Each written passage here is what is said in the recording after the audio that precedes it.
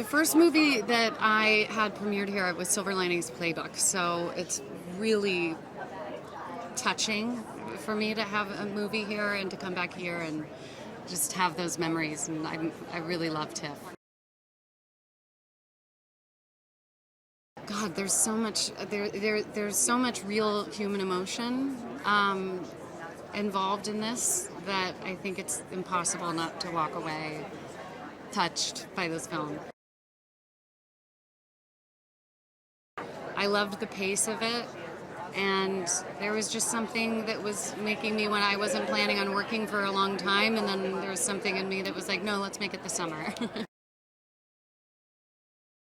The cast is just incredible. We got so insanely lucky with the actors that we were working with. Brian is just the actor of this generation. It is such an honor. We were thrilled. It's my first time here, but I've always followed the news from TIFF, and to think we're here together is pretty exciting. Well, and the energy is just so dynamic and energizing, and so I think we came already very excited, and now we're even more excited to be here.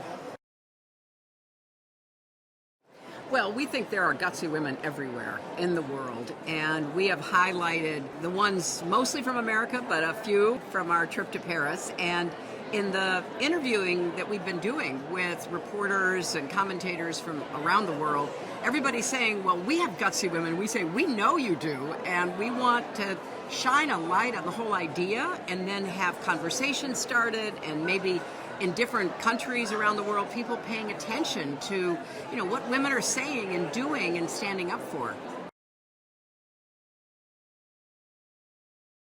Something I do think, though, is also important about this being a global audience, and why we are so proud that Gutsy is here at TIFF, is it's not only in the United States where women are under attack, where our rights are under attack, where our opportunities are being pushed back against, where the space that we have claimed for ourselves is attempted to be shrunk. It's really everywhere. And so that also means a lot to us because of the global challenges women face, that we're now able to be on this amazing global stage sharing and talking about Gutsy. We hope this does reach every generation. It was an intergenerational effort. We have people in the show that are younger than Chelsea and older than me, and we want, conversations between mothers and daughters and grandmothers and sisters and friends and even a few dads and brothers and sons, because we really do think that everybody has a story to tell, and we want Gutsy to spark more stories. The ones that we tell in the series we are so proud of, but let's keep the conversation going.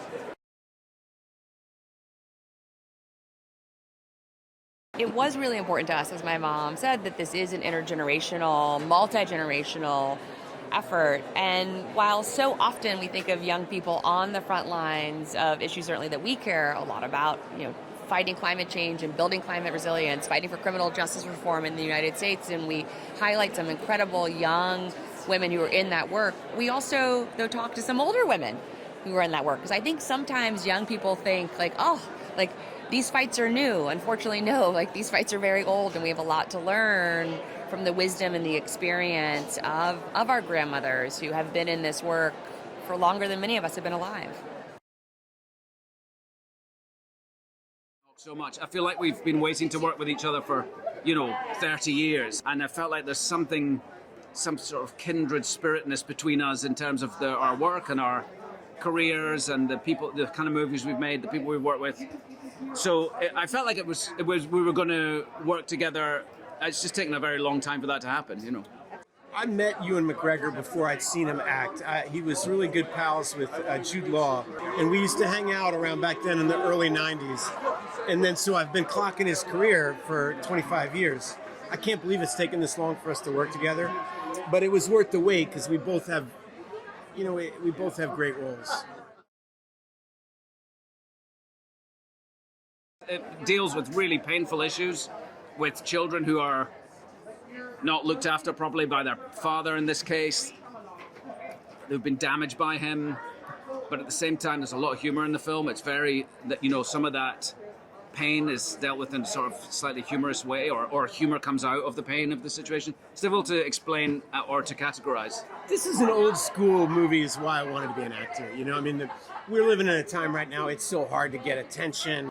The more explosions, the better. The more drama, the better. And most of our lives are filled with a very... the drama is so much subtler, the real life drama. And I like movies that celebrate real life. You know, our real life is actually pretty exciting. You know, a lot of people have broken relationships with their parents. A lot of us are struggling with how to deal with death, how to deal with living, and make sense out of it all. And in a very funny way, Rodrigo just addresses some of the most serious issues, and he just throws a ton of wit and a ton of love at it. And that's what actors want to do, is something that's unpretentious but serious. Excited and nervous, you know. This is my first film festival with an official entry. I did, you know, I think in '82 we debuted E.T. at Cannes, and then the last Indiana Jones film was debuted at Cannes also, but as exhibitional screenings. This is the first time I've ever really entered one of my films into a legitimate film festival. I've always found ways of putting, you know, my personal life in everything I've done, even, you know, Indiana Jones, believe it or not. There's pieces of me in that and pieces of me in everything I've really directed.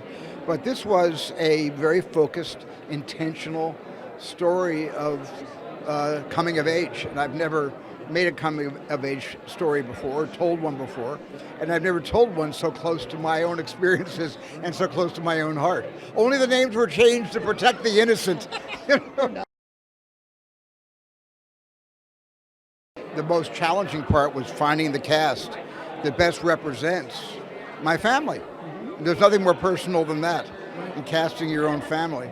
And I didn't have to look very far. I felt in my heart for a long time that Michelle Williams was very representative of my experience with my own mom. Well, everybody knows I don't see my movies with audiences rarely. I mean, so I'm going to just literally do my Destry, my daughter said, I think it's, you take a deep breath for 4 seconds and hold it, then you let it out for 8 seconds. I'll be doing a lot of that tonight. 4 in, 8 out.